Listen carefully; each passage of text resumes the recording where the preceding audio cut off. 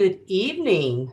On behalf of the Lansing Alumni Chapter of Delta Sigma Theta Sorority Incorporated and our Social Action Committee, we thank you for joining us this evening.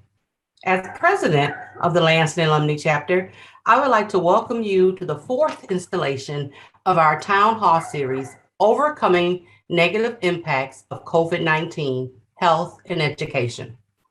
Delta Sigma Theta Sorority Incorporated is a public service organization founded in 1913 on the campus of Howard University by 22 dynamic college-educated women. Our tenets are sisterhood, scholarship, and service. Our first act of service was the Women's Suffrage March of 1913 in Washington, D.C., to demonstrate the importance of giving women the right to vote. From that day forward, we knew social action was in our DNA. We accepted the call to serve on the front lines to educate and empower our community and help amplify their voices around a myriad of social justice issues, healthcare, and educational issues. Fast forward to 2020. The last 19 months has been challenging, to say the least. And yet, at the same time, it has helped us to focus more on ourselves and our families.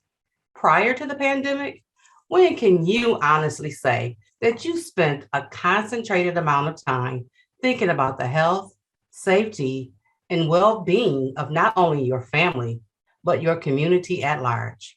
For some, you may be able to say, oh, I did that all the time. Whereas for others, due to all sorts of other obligations and commitments, you may have thought about it, but didn't believe you had the time to actually do it. COVID-19 placed us in a position to do exactly that. And I'm proud and honored to be part of an organization that knew we should collectively be doing this with our other organizations in the Lansing community. The Lansing Alumni Chapter of Delta Sigma Theta Sorority Incorporated is excited and honored to have the partnerships with the Greater Lansing Area MVPW Club, also known as GLAC, Chums Incorporated, the Greater Lansing Chapter, and the Links Incorporated, Lansing, East Lansing, Michigan Chapter. We truly believe that while our organizations may have different tenets, the one common thing we all share is making it better. It being ourselves, our families, and our communities. To that end, I would like to welcome the president of GLAC, Renee Morgan Freeman. Greetings. On behalf of the Greater Lansing Area Club of the National Association of Negro Business and Professional Women's Club, I bring greetings to President Tanya Pratt and the leadership of the Delta Sigma Theta Sorority Incorporated, members, partners, and guests. GLAC is pleased to serve as a partner of this informative virtual town hall, focusing on overcoming negative impacts of COVID-19, holding public officials accountable, which fulfills a NANBPWC Incorporated resolution to put forth programs to assist with educating African Americans and communities of color regarding COVID-19, the pandemic, and its effects, as well as our national initiatives on political activism and engagement. As a member of a national association, which was founded in 1935, we are moving forward with a purpose. GLAC promotes the interests of business and professional women while focusing on leadership, entrepreneurship, technology, and service, which includes education and health. I wish to express a sincere appreciation to GLAC sisters who are also a part of this great organization, Sisters Rashane Lonzo, Sonia Sanford Quinney, and Dr. Ruby Perry Felton for their role in bringing this town hall to fruition. Again, it is a pleasure to be a part of this collaborative initiative. Thanks so much, and stay tuned to receive all the information that will be presented by our outstanding panelists. Thank you. Good evening. I'm Sharon Hobbs, and I'm the president of the local chapter, the Greater Lansing chapter of CHUMS Incorporated. CHUMS is a nonprofit organization that provides opportunities for women to meet in friendship and fun, to encourage a spirit of helpfulness, and to use their many talents to service the community. The organization promotes civic, cultural, educational, and social improvement.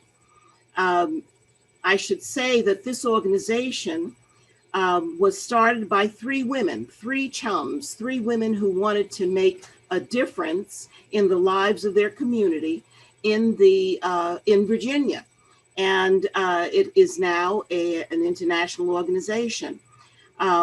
We are so pleased to be part of this initiative.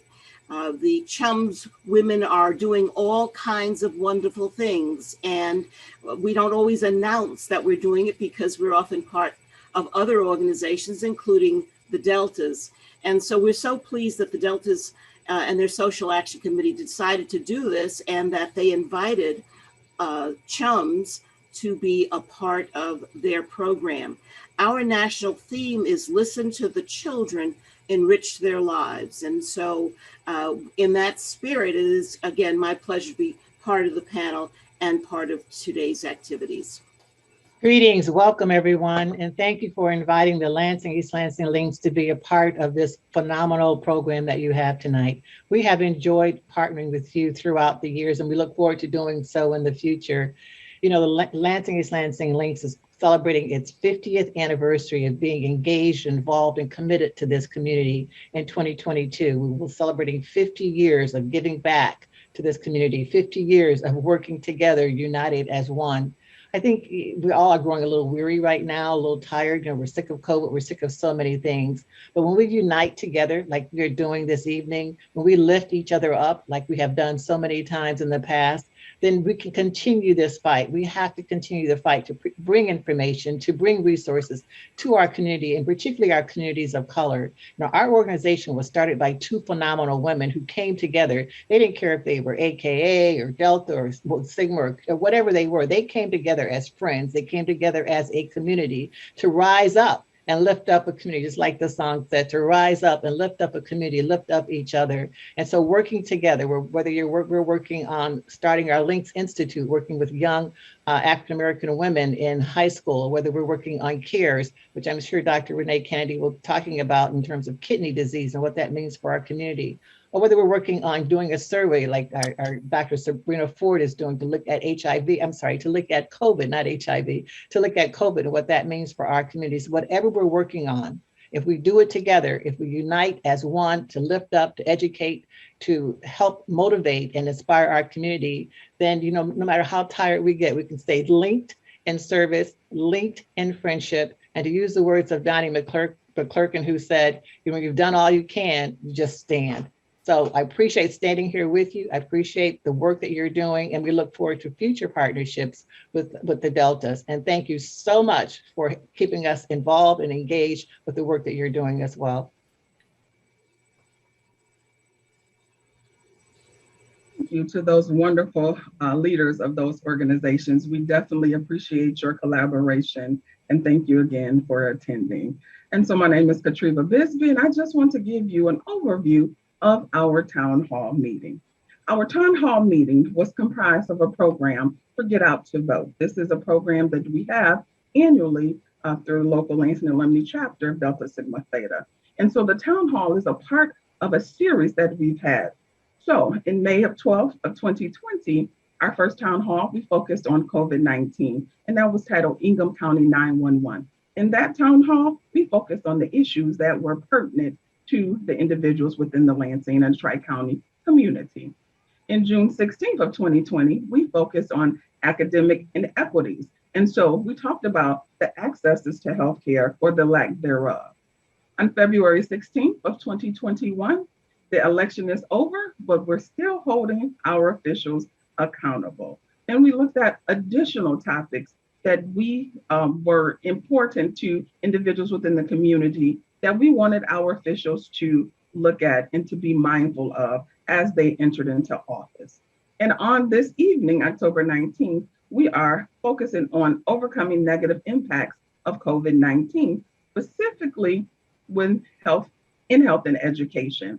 And so as we go through the things of this evening, to our participants, if you have any questions, please drop those into the chat box and we will make sure that those are presented during that time. There will be resources that are presented. And if you say, hey, I missed something, we will have an opportunity to have these resources and other information posted on the dstlac.org, our Lansing Alumni chapter of Delta Sigma Theta's main webpage. And so again, thank you for attending, and we hope you guys get something great out of this town hall meeting. At this time, I would like to introduce our moderator for the healthcare panel, Dr. Renee Kennedy. She has an unwavering passion for women's health, recognizing and resolving health inequities and disparities. She is the current CEO of Michigan Public Health Institute. She serves as an assistant professor in the Masters of Public Health program at Michigan State University and is the chair of the Health and Human Services Committee for the Lansing East Lansing chapter of LINCS. Please welcome our healthcare panel moderator, Dr. Renee Kennedy. Thank you, Katriva. I'm energized by every word that has been spoken. Nothing like coming together. Come, let us reason together. And so thank you all for the opportunity to guide an important conversation. We've been thinking about quotes, and before my panel participants and I were talking about quotes, and one I just want to open with is that of Frederick Douglass, and he said, "Power concedes nothing without a demand. It never did, and it never will." And this past year and a half of COVID has ironically been about communities throwing down a gauntlet and making a demand for better service, a demand for health, a demand for better support. And communities have really forced us to all collectively begin to see things that were invisible, things that were visible to them, but invisible to others. And so power did begin to concede. And the dialogues about disparate impact of the pandemic on communities of colors is evidence of that power conceding. And so we're looking forward to not simply admiring the problem in our dialogue tonight, but talking about solutions, overcoming power that we have as we move past this pandemic. So looking forward to it. Thank you, Katriva. Hello, everyone. I'm Sonia Sanford Quinney. I have the honor and privilege to introduce Dr. Sharon Hobbs. She has a master's degree in child clinical psychology from the City College of New York. She has a PhD in clinical psychology from New York University. She is a past Peace Corps volunteer in the Republic of the Philippines, where she trained teachers in mathematics instruction. After that, she was a school teacher in New York public schools. She has worked as a psychology professor in the Department of the Pediatrics at MSU. She has been a consultant in pediatrics for Sparrow Hospital. She started her own private practice in 1984. Her clinical practice mainly deals with affective disorders, primarily depression and suicidal patients. She currently is the president of CHUMS Incorporated, and she is also a proud member of the AKAs and the chair of the health committee. Please welcome Dr. Hobbs. Thank you, Sonia. Again, it is my pleasure to be here. The issue of mental health and COVID is something that really has been studied in the last year. There's several major differences between COVID and past disasters. COVID-19, the pandemic, the duration is uncertain. We don't know when this will stop, and that makes it especially scary. It impacts us in a way that impedes the recovery process, and the ramifications are far less certain. Stay-at-home orders, social distancing, and other safety precautions needed to contain the pandemic impact social relationships. We are social human beings, and we need the interactions that have been stopped because of this virus, and the fact that we have to choose between being healthy and being social, and not being social has had some major mental health issues for us. Psychologically, the social impact is influenced by people's fears. I'm usually not a very fearful person, but I wear my mask even though I've had my shots and a booster, because I really would like to be around a little longer. And so I'm very careful. When I see patients, if they have not had an inoculation, generally I won't see them. And if I do, they are double masked and I'm masked. The disheartening thing is anytime there's something that's a problem, it seems we as African Americans really are impacted. The death rate for the African American population is 2.65 times greater when it comes to this virus than for other groups.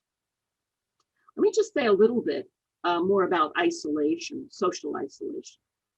As a result of being stuck at home, and children, and especially adolescents and older people, are primarily affected the most negatively. But we all are impacted by being at home, looking at the four walls. That's led to depression, anxiety, PTSD, some obsessive compulsive behaviors. I had a patient that must have gone to the bathroom 5 times to wash her hands in 45 minutes. Insomnia. There's an exacerbation of previous mental health problems. And there has been increased domestic violence and child abuse. There's also something that many of you may have experienced, and that's pandemic fatigue. Why I'm sleeping, why am I so tired? I'm not sick, and yet I just don't feel well. I'm always exhausted. And so we've also seen that this pandemic has had a real impact. Research has found that periods of isolation, even less than 10 days, can have long-term effects and psychiatric symptoms up to 3 years later. Again, Aristotle said a very long time ago, we are social animals and not designed to manage segregation for a long time. It's also caused issues in terms of how we relate to other people. I remember being in Myers, not something I do very often because of the pandemic. And before you were required to wear a mask, people were looking at people who didn't wear a mask, and you could see the scowls in the sense that they were our enemies. There's a belief, and our former president surely didn't help this, the belief that fellow human beings pose a direct threat. So he called it the Chinese virus, or the China virus, isolating, alienating globally. We're seeing a deterioration of relationships. People have to be reminded there is a telephone, use Zoom, find some way of interacting. I'm having a number of problems with parents and children. They've just been close quarters for too long, husbands and wives having to spend all the time together, the potential for conflict. The church, which in the African American community is such an avenue for interactions, has been impeded because of the virus. Now it's nice to see the service when you have your pajamas on, but on the other hand, you miss some of the things that you do at church, some of the opportunities, especially for older people. They've also found that it's linked to a higher risk of suicide. And while I specialize in depression and anxiety, and also do a lot of work with suicidal people, I've seen an increase in patients who were not suicidal before. They were depressed, but their anxiety and sense of not being with others has caused more suicidal ideation. Depression affects an individual's ability to problem solve, set and achieve goals, work effectively, and relationships. Just very briefly, because I don't have a lot of time, one of the issues which troubles me, because I was an adolescent specialist, is the special impact on adolescents and young adults. When you're a teenager, you want to hang out. You want to be with your friends. If you're a young adult and you're newly graduated from school and you have a job, you want to be involved with your colleagues, and that has had to stop. Plus, we know about a soaring unemployment rate, which is a challenge. There are educational challenges, kids trying to learn using a Zoom, and many of the children have truly lost the year. For children who come from families where education is seen as their only hope to be pulled out of poverty, the struggle is even more pronounced. The break in healthcare. It's not the same to see your therapist or your family practice doctor on Zoom or HealthNet or any of the health things that are virtual. The contact is so important.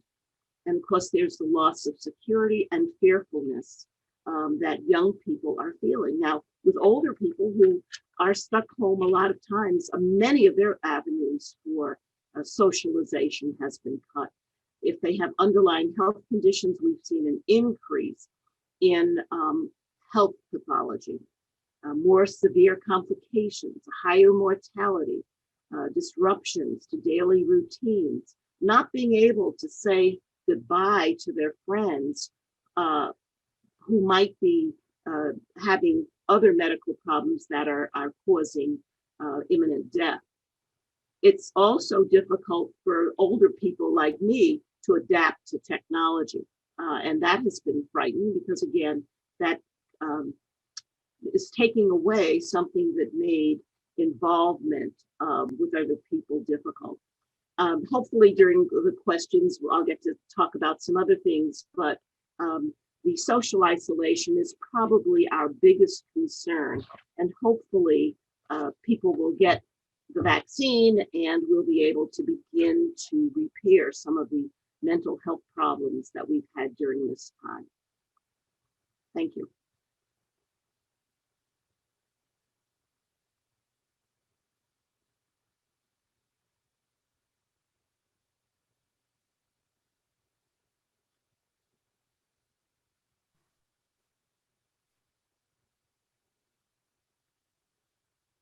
With over 24 years of serving in public health industry, Attorney James is an accomplished attorney, educator, and leader. She's currently the department head and associate professor in the Department of Graduate Public Health at Tuskegee University. Please welcome Attorney Crystal James. Good evening, and thank you all so much for an opportunity to share this evening. I find it truly humbling to be able to talk about this important topic of how our children will overcome the impacts of COVID-19. And I postulate for you this evening that the way they will overcome is by planning and preparing for the future. The COVID-19 crisis has altered the planning process for many reasons for our young people, primarily because of the degree of possible changes has expanded. What we thought as clear pathways forward just a year and a half ago have expanded because of the pivots that have been made, not only in our schools, but in our healthcare system, as well as in our job market. But more importantly, the way this next generation thinks about the workplace and how it plays a role in their health is critically important. This expansion results in a wider range of possible outcomes for our young ones. The speed of these changes has also accelerated during this crisis. Whereas previously relatively little uncertainty existed for a 3 to 6 month time period horizon, that pace is now changed and can be measured in weeks or even days.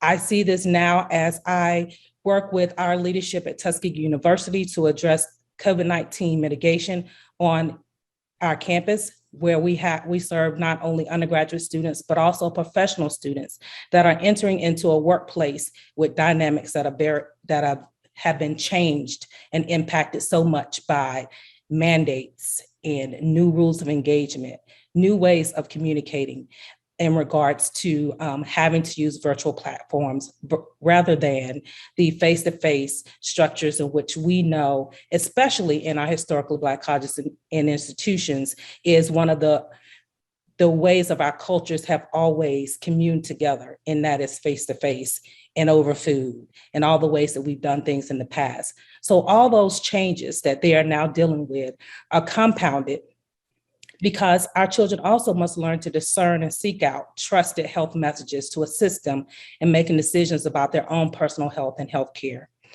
This next generation has a wealth of information available to them.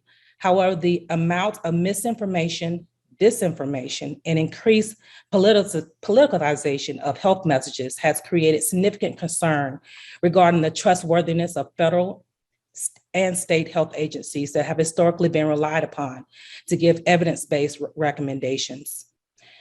Our historically Black colleges and universities have committed to providing a safe space for our children who are seeking education as a pathway to overcoming and navigating these changes, but we as adults also must play a significant role. Quoting Paulo Freire in his book, The Pedagogy of the Oppressed, he states that transformation is only valid if it's carried out with the people, not for them. So as adults and as leaders, we have to learn to listen more. We have to listen to the struggles that are being articulated by our children and accept that some of the best solutions for this cohort will come from them and not from us, because the normal that they are now navigating is very different than what we experienced at their age. I am energized by my current students as they give their perspectives on the current dual pandemics that are dominating our culture today. The social justice issues and the assault on Black bodies that have led to months of protests run parallel to the COVID-19 mitigation strategies that they also must navigate. We support our children through these issues, but we must also encourage them to seek deeper knowledge through organizations such as these that have collaborated for this important discussion this evening. Having an understanding that although schools may not be able to teach it in many areas, many important methods of analysis, such as critical race theory, must be understood to adequately plan and prepare for the future. Critical race theory, which grew from critical legal studies, argues that the law was not objective or apolitical. Critical legal studies was a significant departure from earlier concepts of law and other fields of scholarships as objective, neutral, principled, and disassociated from social or political considerations. Having the astuteness and the deeper understanding of how to apply these types of analyses to the changing times that they are seeing in the ever presence of change is something that we must critically stay focused on for our children to be able to overcome the impacts of COVID-19 and all the other underlying social ills that have plagued our communities for generations. Like proponents of critical legal studies, critical race theorists recognize that the law could be complicit in maintaining an unjust social order. And so we have to accept that many of our children that are coming behind us do not have the same perspective when it comes to the many agencies that we grew up thinking of as trusted sources of information, as well as trusted sources of health and healthcare. So as they navigate these waters, we have to be in position to listen and to help them to plan and prepare for a future that is changing and will be forever changing, not only because of COVID, but because of the other social issues and political issues that are dominating the culture at this time. I look forward to engaging with the rest of the panelists as we talk about these topics. Thank you for the opportunity. Good afternoon. I have the honor today of introducing Dr. Althea Washington Pryor, who has a PhD from Michigan State University and a master's degree from the University of North Carolina at Chapel Hill. She is currently the Senior Program Manager for the University of Michigan Office for Health, Equity, and Inclusion. Dr. Pryor partners with community anchors, university researchers, local and state health agencies, and national foundations to address preventable deaths that result from health inequities. Her work has been instrumental in advocating for the elimination of racial and ethnic health disparities and issues. Dr. Pryor, we welcome you to the conversation and thank you for joining us. There we go. Okay, finally. Thank you very much for inviting me to this conversation because it is extremely important that we really look at these topics. My approach to looking at this topic is scientific, data-driven. And I think that's really important because whether we vaccinate our children or anyone at all, it is a personal decision, but that personal decision should be made when we're looking at data or scientific evidence, not something on social media or TikTok or what someone said to you about the various misinformation that's out there about COVID. So I want to start with a chart, and you can see on the chart, hopefully you can see the chart. What it does is it talks about the percentage of children in the population, the cases per million and deaths per million. And what that does is that's making it comparable across all age groups. I didn't put all of them in this graph, but I wanted to point out to you the fact that our children really have less incidence of COVID and less incidence of death. For the 0 to 9 group, they're 12% of our population, and this is Michigan data. There are 50,000 cases, and I rounded the numbers of COVID per million, and there's 4 deaths. Now, that isn't 4 deaths is not a lot of deaths, but any deaths that could be preventable are a problem.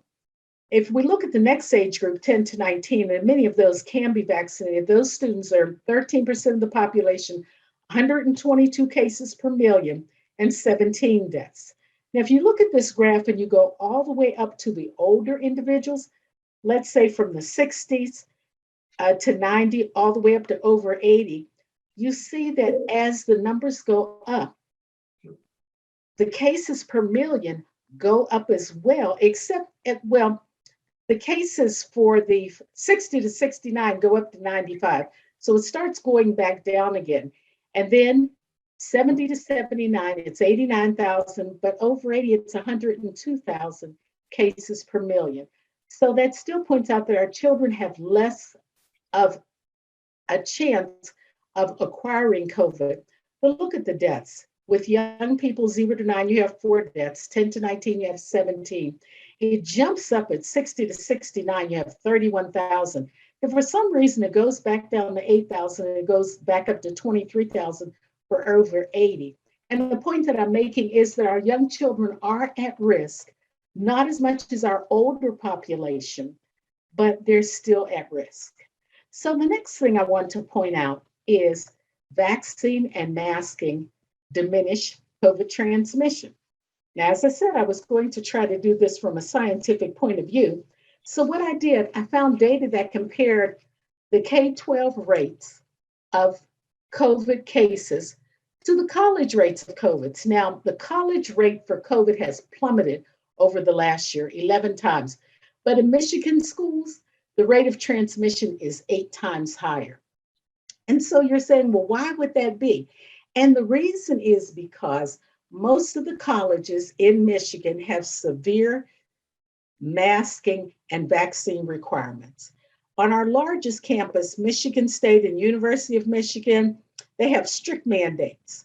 A year ago, when these vaccines were first being approved in the United States, there were 49,000 cases connected to outbreaks on Michigan campuses.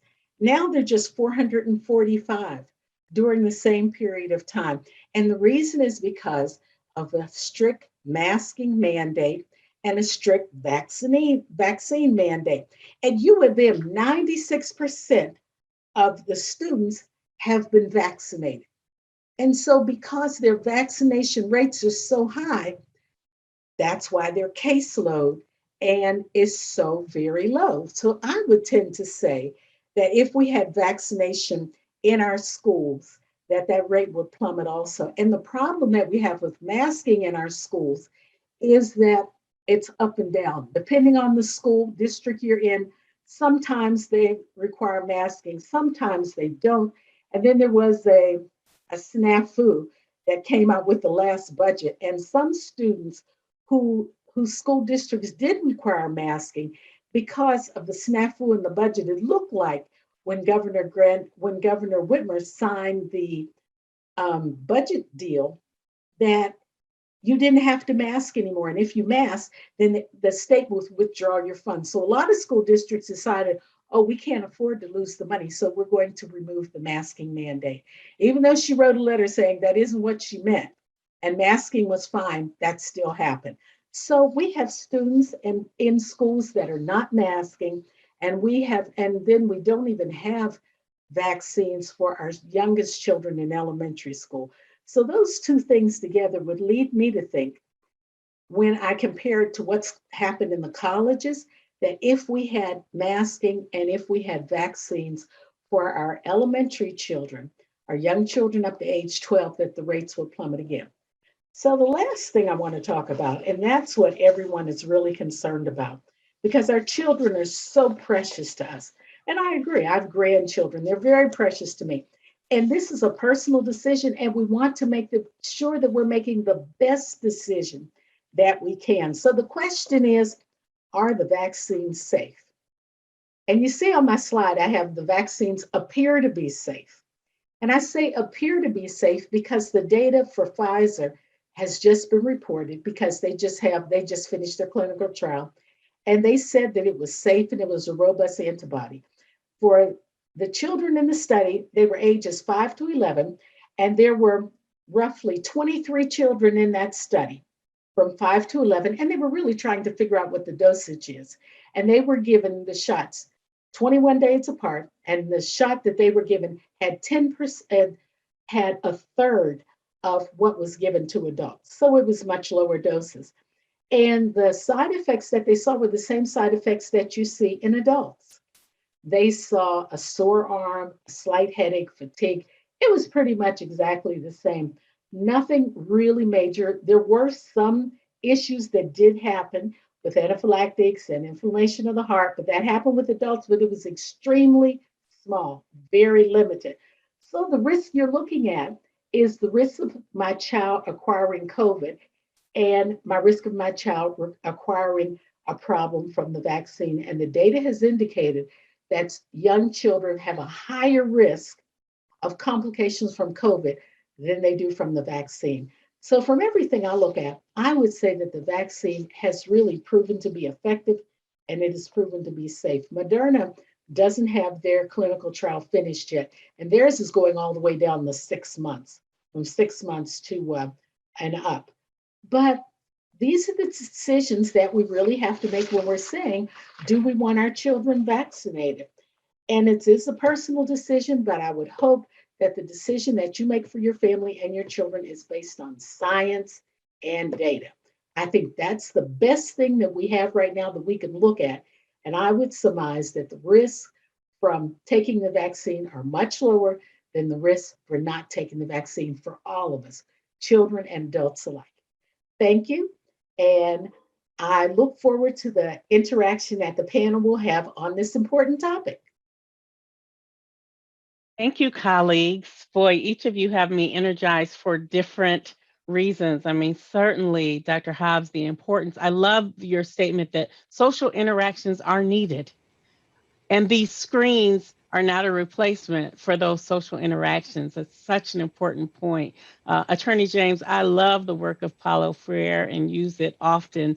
But this energy about how our young people are really the drum majors in this battle if we allow them and get out of the way. And certainly, Dr. Pryor, ending us on the science is critically important. Those are the bookends, right? We've almost got to begin with the science and end with the science. So let me throw out, as I mentioned at the beginning, I love quotes, and I just thought it might be fun for us to play off some quotes, and I've pulled some, even as you all were talking, that seemed to resonate with some of the points that you make. And I actually want to start with you, Attorney James. Now, remember, we're talking tonight about overcoming the negative impacts of COVID. And I so appreciate that, right? Sometimes we get caught up in this conundrum of just admiring the problem. You guys, with your remarks, ladies, with your remarks, have set a trajectory for where we can really overcome the negative impacts. And so I'm thinking, Attorney James, about a quote from Maya Angelou, and she says, "I can be changed by what happens to me, but I refuse to be reduced by it." Resonate with you, particularly as you support this passionate work with your students? Well, I think it resonates. It brings up for me something that I feel like I've had to do being from rural Georgia, and that is overcoming the tyranny of low expectations. And that we have to raise our level of expectation, not only for our children, but for our leaders and for the scientists that are giving us the information that's been shared here today. And as we do that, and as we raise that level of expectation, as we say here on the East Coast, rising tides raise all ships, right? So as we increase that expectation, then the people that we are holding accountable have to do better, and they have to assist us in that mark. And I think that's what that quote raises for me. Yeah, I love that. What about you, Dr. Hobbs? Do those words from Maya Angelou speak to you in any particular ways? I can be changed by what happens to me, but I refuse to be reduced by it. I think that's almost the essence of therapeutic work. Once we're able to make a person believe that they can change for the good for them, and that they can block out some of the negativity that, especially as African Americans, is so much a part of our everyday life, unfortunately, then we can rise. I mean, once we believe in ourselves, we can get through this. I mean, I have no doubt that we will get through this. And I think what we have to do as a people, but it's true for everyone, is we have to get together and believe in each other and in the power of that. I remember I wanted to take the Moderna vaccine because an African-American woman was part of that. And that just made me feel, okay, she did it. Well, I didn't get it because they were giving out Pfizer first and I wanted to run and get it. But the idea that this African-American woman, and I couldn't wait to tell everybody, you know, my sorority sisters, do you know that this African-American woman had done this? So I think that in her ability to look to the future and be positive and not let the situation that we knew was going to hit the African-American communities, that we're able to overcome that. And surely listening to you, Attorney James, and the work that you do with young people, I'm sure that you have to feel very enthusiastic about the fact that they are trying to do just that, rise above anything that would minimize who they are and what they can do and be the captains of their own ship. Thank you. Actually, your point about looking forward is a great segue to the next quote that I had picked out for Dr. Pryor. And Dr. Pryor, you gave a really a good comparative analysis of the data, right? It's not just about one point, it's about how that point lives in relation to other points. And you also referenced the politicization of this pandemic that we've had to deal with. And so I'm going to throw out a Martin Luther King quote to you. And he says, if you can't fly, then run. If you can't run, then walk. If you can't walk, then crawl. But whatever you do, you have to keep moving forward. Talk to us about how that forward movement you've observed shaping what we're accomplishing in overcoming this pandemic. I would say the forward movement that I see, and I will reflect back to Dr. Hobbs, is the fact that we were involved in the development of the vaccines from the beginning to the end. A lot of people point out to the fact that we have been experimented on, and I'm not saying that isn't true, but this is not happening in this case. We have been involved in the FDA clinical trials. We have been involved with the FDA board. who evaluated the data. We have been involved in the development because Nikia Corpet had worked in messenger RNA vaccines for the last 10 years.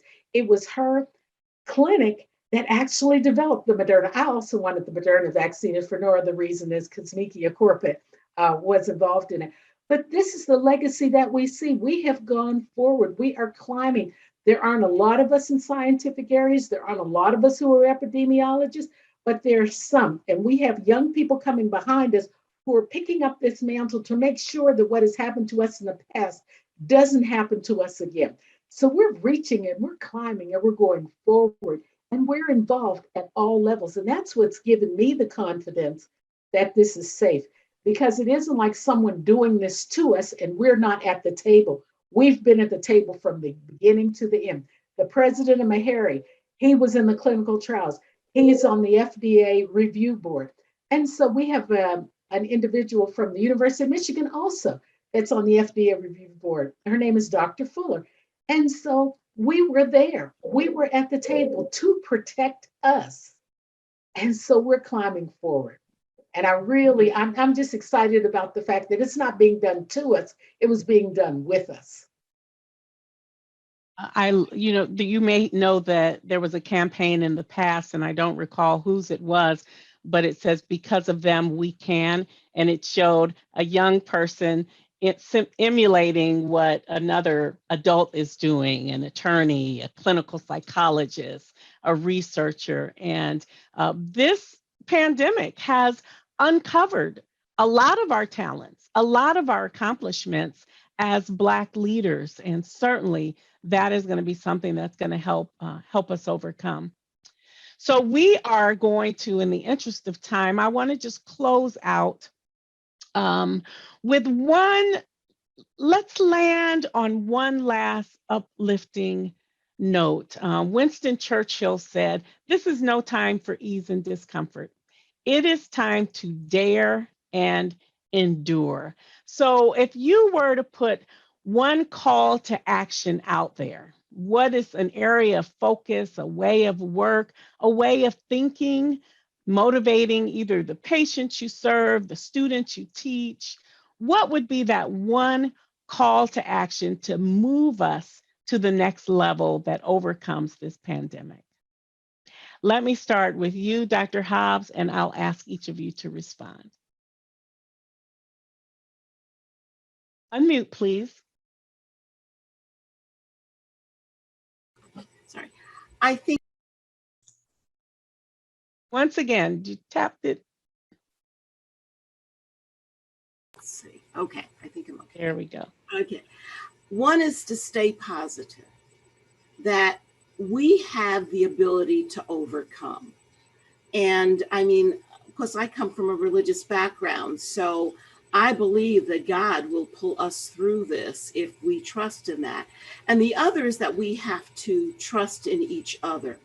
As a people, we have endured some pretty awful things, but together, and we can't let each other get absorbed in the sense of being isolated. There are ways that we can reach out. I love to cook, and I always tell a story. When the pandemic started, I just cooked. And of course, now when you look at my figure, you can see I did a lot of cooking. But I would take Sunday dinner to 10 people. Every Sunday, I cook up all this food, and I would take it around, because even though I had to leave it on their porch, I felt that I was connecting in a way. And I think that we have to be positive, we have to use our strength, and we have to care about each other and how each other gets through this period. Thank you. Dr. Pryor, what's that one call to action?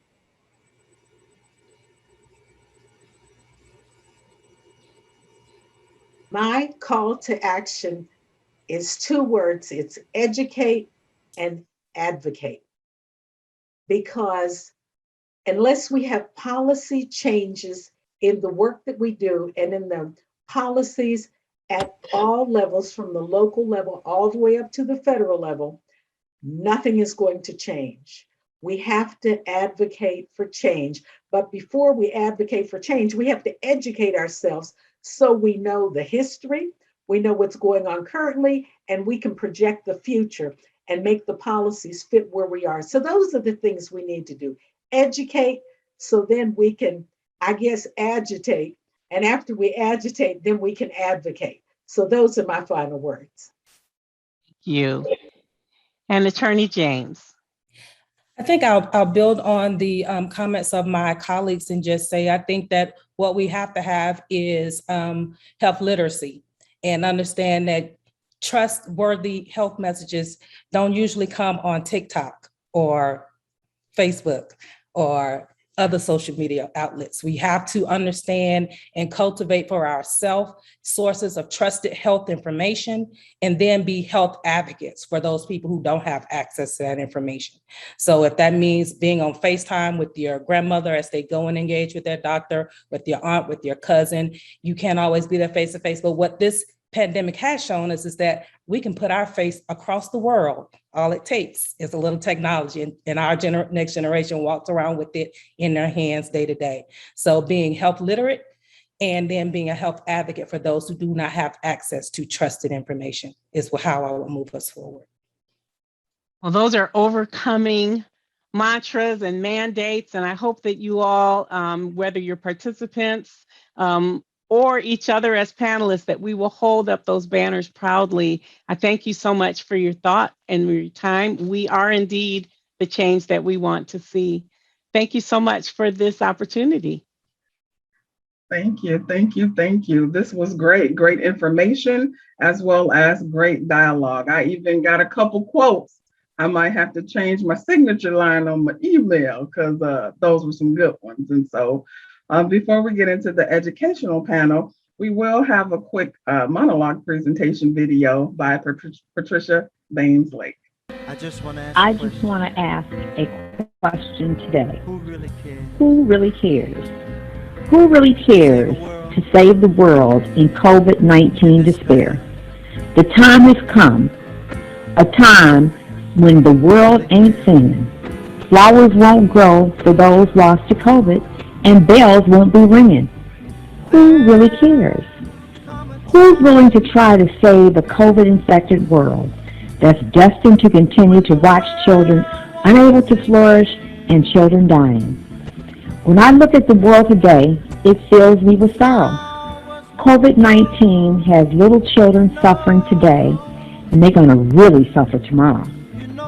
COVID has taken mama, grandma, granddaddy, daddy, big mama, aunt, uncles, and educators. Oh, what a shame. Children are lost. Such a bad way to live. Who really cares? Baby, I care. I want to change children's COVID-19 stories. We can't stop them from living. We have to make sure life for the children is worth living. Let's you and I save the children. Yes, save the babies, all the children. If you want a future, you've got to save the babies. But who really cares to save the children? Let's show we care to save the children and those who mean so much to them by vaccinating, being COVID-19 safe, and beating COVID-19. All right, let's get to work.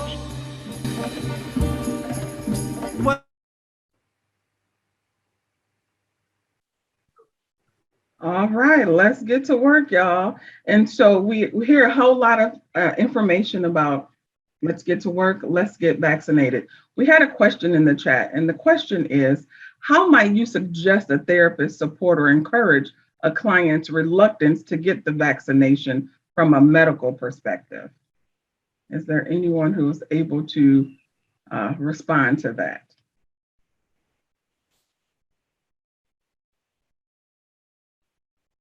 So how can a therapist support their client's reluctance to get the vaccination from a medical perspective? Dr. Hobbs, would you like to address that?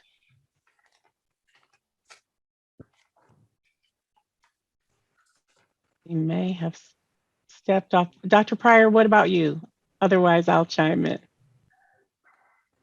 Okay, what I would say is really since it is a personal decision, but we want it to be an informed decision.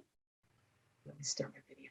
We want it to be an informed decision. So I would really take them through the science. And in taking them through the science, that would be really helpful because we actually have data to show right now 98% of most of the people hospitalized or dying from COVID are unvaccinated. That doesn't mean that vaccinated people don't die. As we know, Colin Powell just died, but he had a lot of underlying health conditions. So vaccination saves lives. It keeps us from transmitting the disease, and it also saves our lives. It was designed to prevent us from extreme death and being hospitalized. And that's why most of the people in the hospital, most of the people dying right now are unvaccinated. So if we present them, and not in a pushy way, but in a way that says, well, these are the facts, and this is why it's important to be vaccinated. I think we convince more people that way than if we just kind of browbeat them and ridicule them and don't understand what they're afraid, especially for people of color. We have been traumatized in America, and we have to acknowledge that. But we're saying now, this appears to be, to me anyway, a different situation, and I have the data to back it up.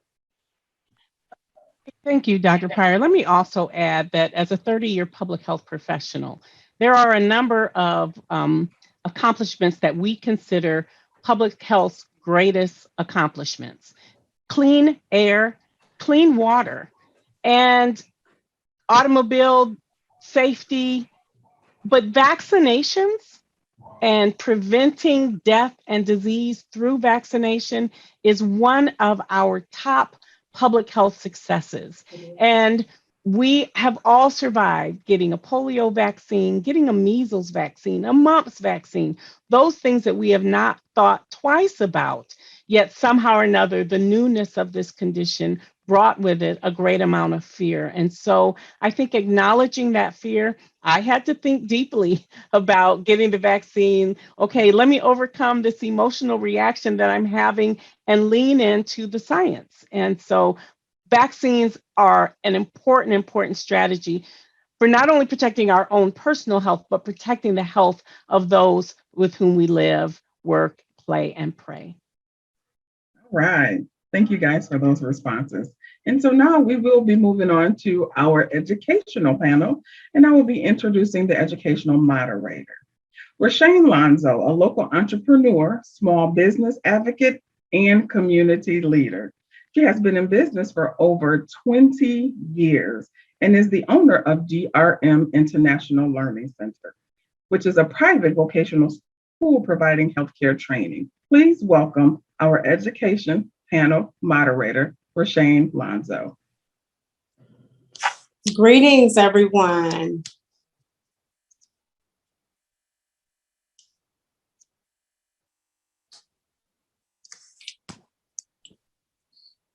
And our first panelist will be Dr. Nicole Beard, who will be introduced by Cordray McConnell. Good evening. It's my pleasure to introduce Dr. Beard, who has worked as a teacher and administrator in both the Leona Group, which is a charter school system, as well as the Lansing School District, amassing over 21 years of experience. In the fall of this year, 2021, she accepted the position of principal in the Oklahoma's public school system, becoming the first Black female to hold this administrative position. She's an advocate for students and supportive of development of staff to ensure that students have equitable access to education. Welcome, Dr. Beard. Thank you. I appreciate the opportunity to speak with you all today. So I wanted to just share a few things that are really impacting us as administrators. Some things are common across the country, really. And I would just say overall, we are really always impacted by what's going on in society, and it just filters into the school. So when you think about the unrest, the civil unrest, and you think about how the pandemic has impacted everyone, it's just an additional layer or additional weight on the administrators that we carry. And that's just the nature of our work. We want everyone to be okay. We want to make sure that the students have what they need, parents, staff. But there have been some unique challenges that we could not even anticipate when school started. As an example, there's always shortages of staff, but it is a monumental obstacle for us right now. People are afraid to work in schools. People are unwilling to get the vaccination, which would allow them to work in the schools. People have lost their jobs. They don't have childcare, so they have to stay home. So what we do is we find innovative ways to make sure that we're still operating with the spirit of excellence and really nurturing and supporting our staff to be have all hands on deck mentality. I know this is not the optimal situation, but we still have to educate our students. So let's just pitch in where we can. Some of the other things that we have noticed is that students have not been in school for the most part for 18 months. Some school districts have been online since the pandemic has started. Some have come back in a hybrid form. So you could just take the kindergarten level. If you really think about it, in some ways, as even though they're second graders right now, they're still kindergarten in terms of how school functions, how schools operate. So we have to have additional patience, and we have to reteach a lot of the things that 2 to 3 weeks into the school year, they've already mastered, but we're hitting 30, 35 days of school, and we're still dealing with some of those first two weeks issues that we deal with just to get people adjusted to being back in school. The other thing that we are noticing as well is our staff need additional supports. So they're thinking about their children as well. So many of us have lost loved ones. You know, we have family members that are impacted by this as well. So as an administrator, we really try to keep them encouraged, try to keep them motivated, making sure that they have what they need.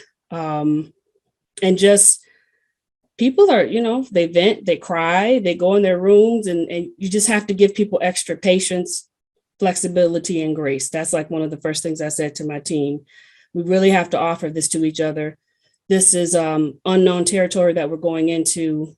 And if we're going to make it, we're just going to have to be transparent and just be human and go through this together.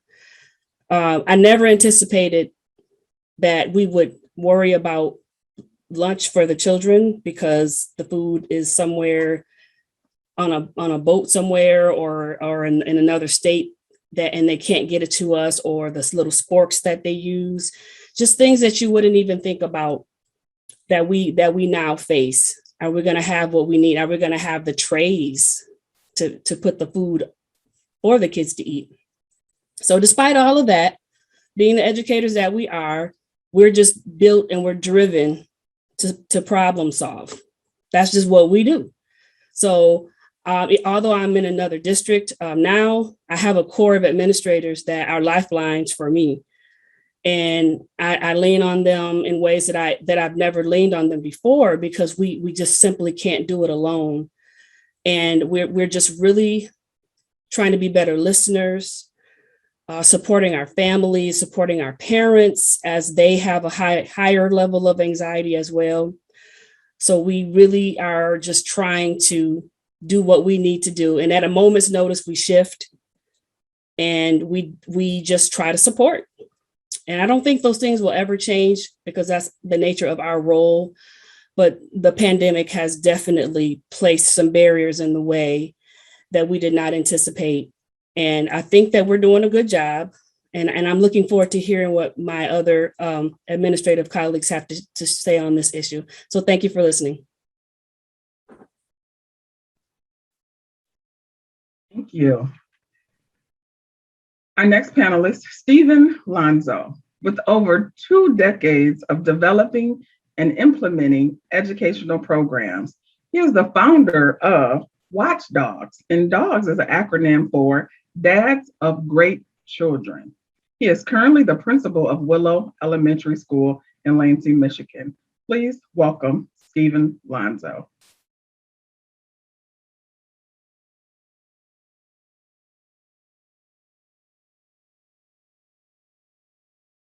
Unmute, Mr. Lonzo. I want to say good evening, everyone, and thank you for allowing me to be a part of this conversation.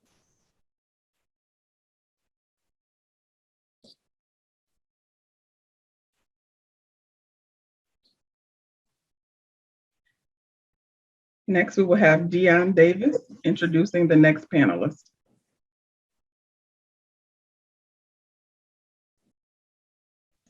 Unmute. Dion, please unmute. Sorry. Good evening, everyone. It is a privilege to introduce to you Mr. Kyron Harvell. He has a bachelor's degree in psychology, master's degrees in counseling and educational administration, and is currently working on his doctorate in education at MSU. He serves as the principal of Riddle Elementary for the Lansing School District.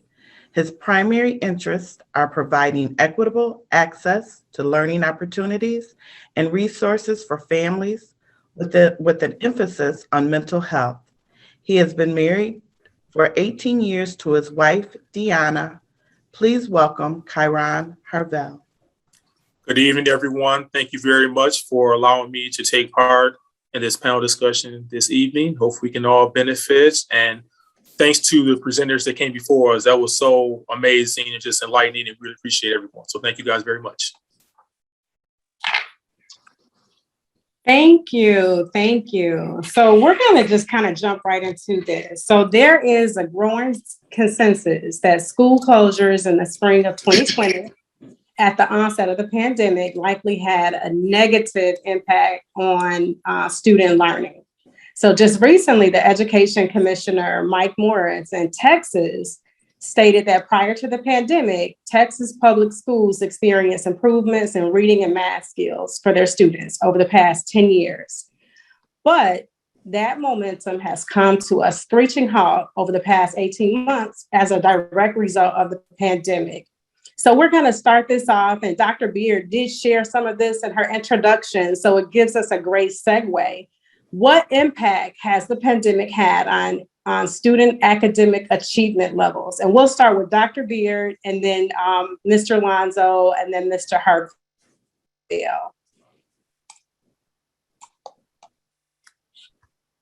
I would say that we've noticed a slide in going backwards in terms of progress. A lot of it has to do with attendance. As we were going through the pandemic, we had a lot of situations where families were disrupted and had to move and live in different locations. So that stability that they were used to was not there. So sometimes the absences were high, which means if you're not there, you're not learning. So we did notice that there was quite a gap from before the pandemic to now.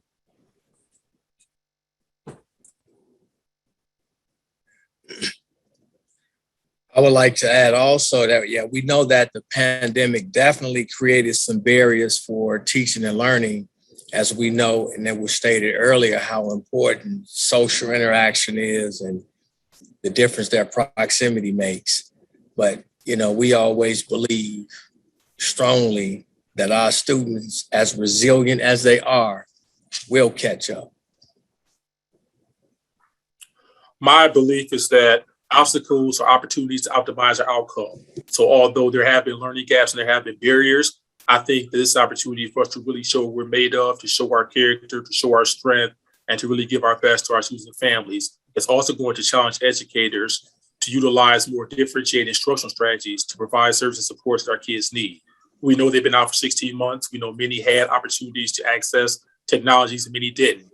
Their learning gaps are going to be there. Now it's time for us to get creative. So honestly, I think this is the best time for us to be in education, and we will get over this hump and our kids will be successful. Thank you. And we did actually just have a question that is directly related to this. So we'll go ahead and ask that question. How long will it take for our children to perform at their expected levels? What do you think? It's kind of hard to really put a timeline on a response that magnitude. I think now the focus has been, at least for me at Willow, and I would say the same with my colleagues, is really creating an environment for students that is safe and productive for learning, making it so that they are excited about being in school and feeling comfortable about being here. So that's really been the main focus, in ensuring that students are sound in the areas of social and emotional care, learning, and also, helping to support them with the things that, were mentioned earlier with some of the experiences that they're having outside of school in their personal lives. Okay. Dr. Beard or Mr. Harvell, either one of you want to chime in on that?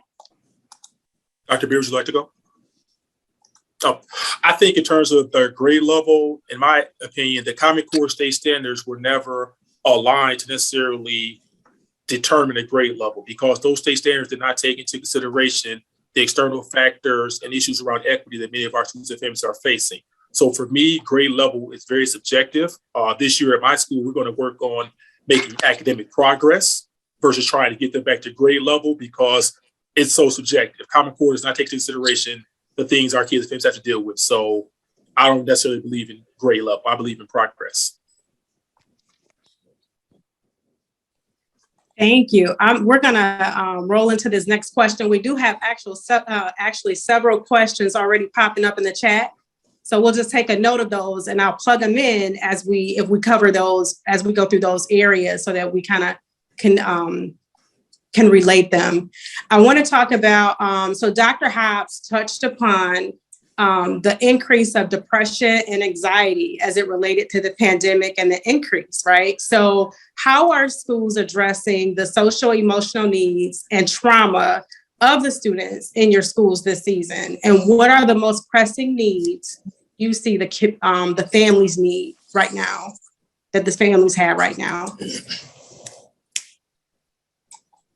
But, I would like to believe that, we have been addressing social and emotional needs pre-COVID, at least at Willow, and I would say the same with my colleagues, by positively interacting with our students on a daily basis, actively listening to our parents and our students, helping students to identify with their feelings and being able to communicate and manage their feelings. And, in terms of offering that support to parents and what the community can offer, that's a tough one to answer in terms of what the community can offer, because, we can be extremely extreme with that response. But at this point, it's, I think it's critical that the community spend time in the school communities and opportunities to listen to the students and the parents and collect their voices, so that we know, or that you can hear directly, what those folks need. I think two of the major issues as it relates from mental health aspect have been social isolation and anxiety. So kids have not been around their peers. There's anxiety about the future. So we take a look at Maslow's hierarchy of needs. We look at that sense of self-belonging. We look at love. We look at physiological factors. So I think we've done an excellent job in terms of trying to meet all of those needs. I know over at Willow, for example, Mr. Alonso does an excellent job getting out to the community, providing food, providing resources for families. I try to do the same thing at Willow. I'm sure Dr. Beard does at Oakland as well. So I think meeting those needs is the key for our students. The academics, we have to accept the fact that our students aren't going to get back to quote unquote where they should be. We need to make sure we're meeting their needs in terms of social emotional learning, their ability to self-regulate, responsible decision-making, to have empathy for others. So I think we've done a great job as far as that in Lansing and at Oakland, and we'll continue to do that for our families. In terms of what families can do, continue to be supportive of the school. If you feel that your kids are not feeling well, contact us, let us know. You will be excused. And I feel like you have to have your kids in school on a daily basis. Take care of yourself, encourage your students, talk to them about COVID, try not to instill fear in them around the pandemic. And this is, again, it's something we're going to get past. Another way parents can help, we have tons of openings, I'm sure, in Okemos as well as Lansing. We need lunch assistants. We need teachers. We need custodians. We need everything. So parents, if you have some time and you are looking for additional income, apply to www.lansingschools.net. Dr. B, I don't know Okemos' website, but you're welcome to share. Thank you. Just Google Okemos public schools and you'll find everything you need. I would just add, in terms of what the community could do, if you have a service that you provide, if you are a tutor, if you have tutored, if you have a connection, if you know where we could get some services for students, that would right there would just be absolutely amazing, and making that connection with the child. And they may not even dig deep academically, but just the fact that you took an hour out of your day to spend with that child would make more of a difference than you would even begin to realize. Thank you. Thank you. So this is actually another good segue into just the responsibilities that the three of you have as it relates to being an administrator and connecting that with the staffing shortages. I know that there have been a couple occasions where I tried to take Mr. Lonzo lunch at his school, and he is working the lunchroom, like Mr. Harvell just mentioned about those other activities and positions you guys have to fill. So as administrators, you're responsible. Whoops. Oh, no. I'm sorry. As administrators, you are responsible for not just the students you serve, but their parents and your staff. So what is the current morale level of your teaching and support staff? And then how can administrators support the staff during this period of burnout? I think Mr. Harvell pretty much hit the nail on the head, and Dr. Beard, as she started off the conversation talking about teacher shortages, because what that does is it doubles and triples the duties of others. And that in turns, leads to overload. And overload leads to increased stress, anxiety, mood changes, health challenges, which leads to additional staffing shortages. And so, that's some of the experiences that we have had due to the shortages. In terms of the morale, we have a great team. And I think Dr. Beard mentioned this earlier about how folks have the all hands on deck mindset. And that has really made the difference. And the morale can fluctuate. It can be high, it can be low. And it's based on the day-to-day scenarios. But I think everyone, my experience has had an outstanding mindset, have been great participants, and has really taken and absorbed this year, or the start of this academic school year, as I would say a blessing, because everyone is happy to be here and to be back. And just honestly, you almost forget that COVID exists once those students arrive, not in a negligent way, but just seeing the whole positive interaction that takes place. And so, again, the morale is sort of on a case-by-case scenario, let's say. I would echo that as well. And you can't say thank you and I appreciate you enough. Just being a broken record about it. I know Mr. Lonzo, Mr. Harvell understands what I'm about to say. One of the first things we do when we wake up in the morning is pull up Red Rover, and we would see how many vacancies we have for the day. And depending on how many vacancies, you're like, oh man, who can I pull to cover this classroom? And and I had to get to this principals meeting. And so the way you send out that communication, I need help. Is anybody willing?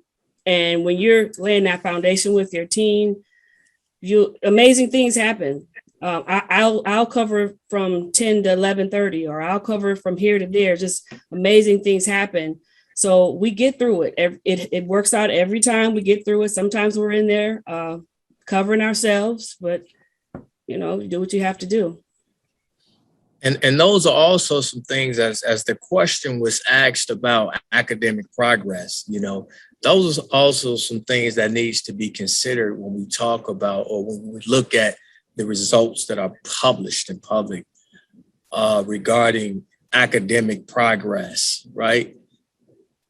Very little do we have that discussion as to what other barriers had to be dealt with or overcome as we look at the data that's shared publicly. Thank you. And let me, and each of you can kind of share on this. What does a typical day look like for you right now? So what is the new normal, and how does that compare to pre-pandemic? Well, no one day is the same. I mean, you can schedule a day, but you must, and I think Dr. Beard mentioned this earlier, you must be willing to be flexible, because you will have to make adjustments throughout that day.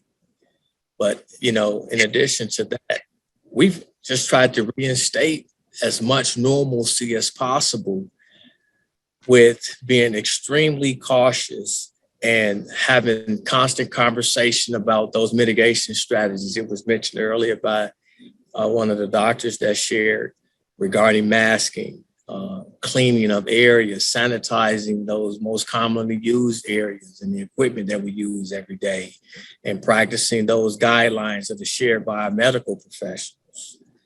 So, we still try to have a normal school day, with being as safe as we possibly can and to the best of our abilities. Try to keep the day as normal as possible. As I have in other years, I'm out in the morning greeting parents, greeting students. Students come in, remind them about masks. We have masks set up if they don't bring a mask to school. Do your announcements. I get to the classrooms, visit the kids. I'm outside with the kids, out with the little kids on the swings and on the slides, playing with them and throwing the football. I try to keep things normal as possible, interact with staff, just try to keep everyone's anxiety down, just try to keep things normal. We know it's here, but we can't focus on it because we still have business and we still got to take care of our kids. So to try to keep a normal routine.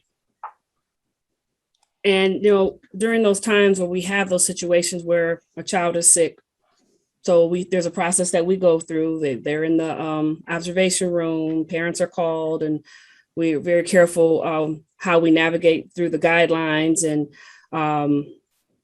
what they have to do before the child can return to school. And sometimes they're, okay, I thank you. Sometimes there's pushback, and you just never know what types of communication you're going to get from your parents, and just trying to settle them as well. Like I said earlier, sometimes they have a lot of anxiety, but just being visible as possible, greeting the kids, like Mr. Harville said, being in the classrooms, and when there's issues where children need to, when we have to address their behavior, we do what we need to do. And at any moment, we could be in one side of the school and then we're over to the other side of school. So every day is different.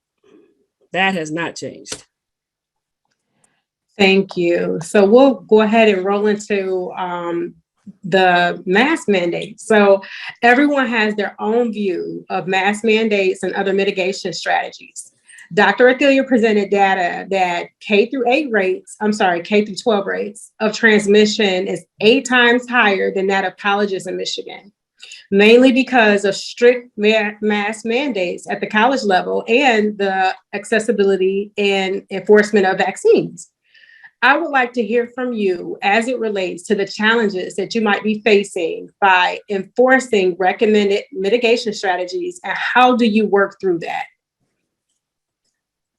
Surprisingly, and I'm at the elementary level, and we have had no issues whatsoever with our students being consistent with their mask wearing, with our staff being consistent with their mask wearing, and with our parents. Now, we may have to request or ask, but there are no challenges. They comply and just, keep life simple for us as we try to do our very best with their students. So